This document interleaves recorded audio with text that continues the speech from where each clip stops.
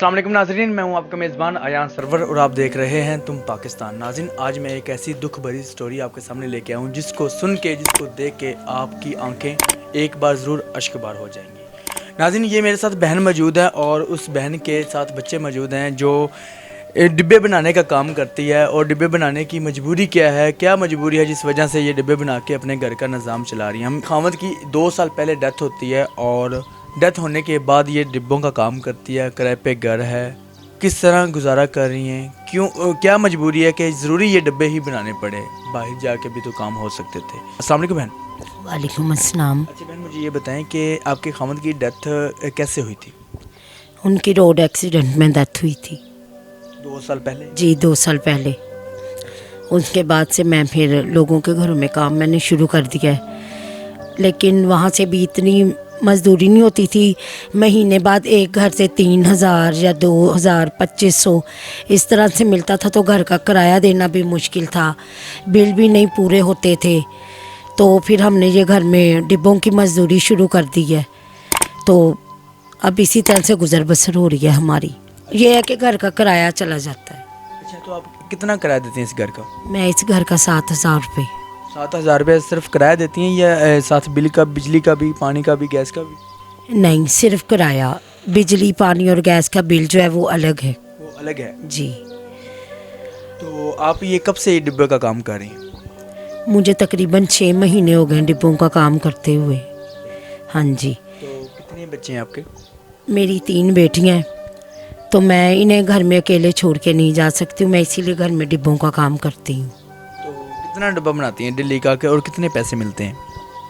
रोज़ाना का सिर्फ हम 600 या 700 ही डिब्बा बनाते हैं और 1,000 डिब्बा बनाने का हमें 400 रुपये मिलते हैं मजदूरी।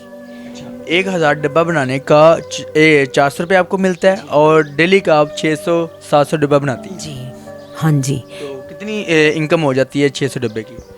हफ्ते बाद हमारा 2,500 बन जाता है, 3,000 बन जाता है। इस तरह से पैसे बनते हैं। इसे फोल्ड करके पिन्ने लगाते हैं और इस तरह से ये डिब्बा तैयार हो जाता है। उसके बाद जो इसका ढक्कन होता है उसे भी दोनों तरफ से इस तरह फोल्ड करते हैं। फोल्ड करके तो फिर वो इसका जो ढक्कन है वो बंद होता है।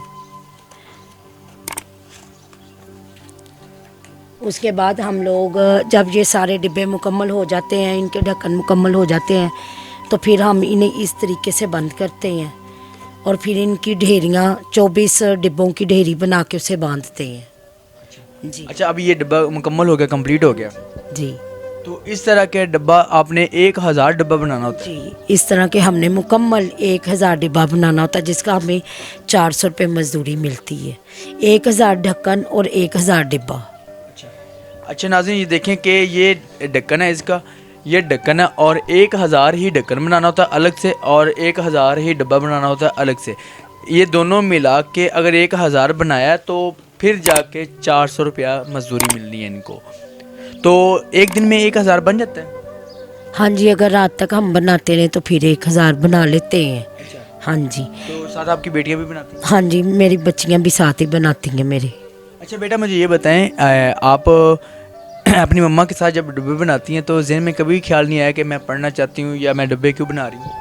जी, मैं पढ़ना चाहती हूँ पर कोई है ही नहीं। मम्मा बस इतना ही करती हैं कि किराया दे सके, हमारी पढ़ाई का कोई खर्चा नहीं उठाता। तो बाबा को मिस करती हैं? जी, बहुत ज़्यादा। क्या कहना चाहती हैं अपने बाबा को? काश मेरे पापा आज जिंदा होते कि मैं पढ़ सकती, औरों की तरह मैं भी ट्यूशन जाती, पारा पढ़ने जाती, स्कूल जाती। नाज़रीन देखें, काश हमारे बाबा होते, मैं भी दूसरों की तरह पढ़ सकती, ट्यूशन जाती, स्कूल जाती, तो मैं भी पढ़ लेती। बहुत बड़ी बात है। अच्छा, आप क्या कहना चाहती हैं लोगों को जो आपको देख रहे हैं? मैं यही लोगों को कहना चाहती हूँ कि जो भी देख रहे हैं हमारी पढ़ाई का खर्चा उठाएं, हमारी मदद करें, उनका बहुत बहुत शुक्रिया।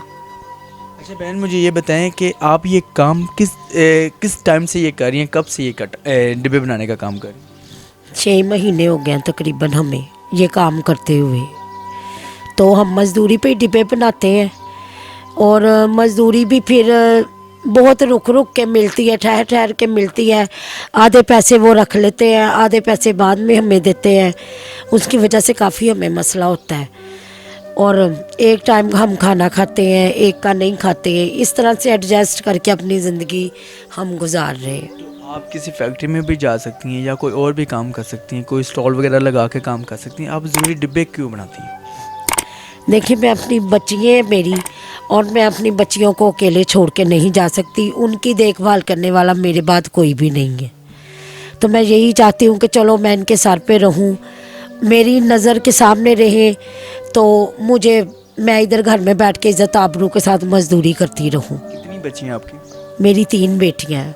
3 बेटियाँ हैं। हाँ जी। सबसे बड़ी बेटी ये है आपकी? जी। और इससे छोटी 2 बेटियाँ हैं। हाँ जी, इससे छोटी 2 बेटियाँ और। नाज़रीन, ये देखें कि ये बहन है, डिब्बा बनाने का काम करती हैं 7 बेटियों को लेके। 3 बेटियां हैं और खामद की डेथ हो चुकी है, किराए पे घर है, रेंट दे रही हैं, बिजली का बिल दे रही हैं, गैस का बिल दे रही हैं, और भी 100 अखराजात होते हैं घरेलू, जिसको ये डिब्बे बनाने के बाद मैनेज होता है। मैनेज भी नहीं होता, एक टाइम की रोटी खा ली, 2 टाइम की खा ली, भूखे सो गए, सुबह उठे फिर मेहनत शुरू कर दी, तो 1000 डिब्बा बनाने के बाद फिर जाके 400 रुपये मिलता है। तो आपको पता है कि महंगाई के दौर में 400 रुपया किस तरह मैनेज होता है। 1 किलो का घी मिलेगा 400 रुपये में, 1 किलो का घी 400 रुपये में मिलेगा। तो देखें कि बाकी कितने अखराजात हैं। अगर एक घी का डब्बा या एक घी का पैकेट 400 रुपये में लेके दोबारा किस तरह मैनेज होगा, और वो एक हफ्ते के अंदर 2 से 2.5 से या 3000 डिब्बा बना लेती हैं, जिससे 1200 रुपया या 1400 रुपया मतलब मजदूरी बनती है।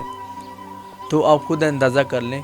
मैं मेरी वीडियो देखने वालों को मैं ये रिक्वेस्ट करना चाहता हूँ, दरख्वास्त करना चाहता हूँ कि इस बहन का नंबर हम लगा रहे हैं। जितना आप इनको डोनेट कर सकते हैं, जितनी आप इनकी हेल्प कर सकते हैं, तो खुदारा इनकी हेल्प कीजिएगा, ताकि ये अपने बच्चों को पढ़ा सके, अपनी जो ना घर को निज़ाम को सेट कर सके। मजदूरी जो कर रही हैं ये कम हो जाए। मजदूरी तो इन्होंने करनी है, कितनी देर लोग हेल्प करेंगे, कितनी देर, लेकिन जितना हो सकता है थोड़ा थोड़ा करके आप इनकी हेल्प ज़रूर कीजिएगा।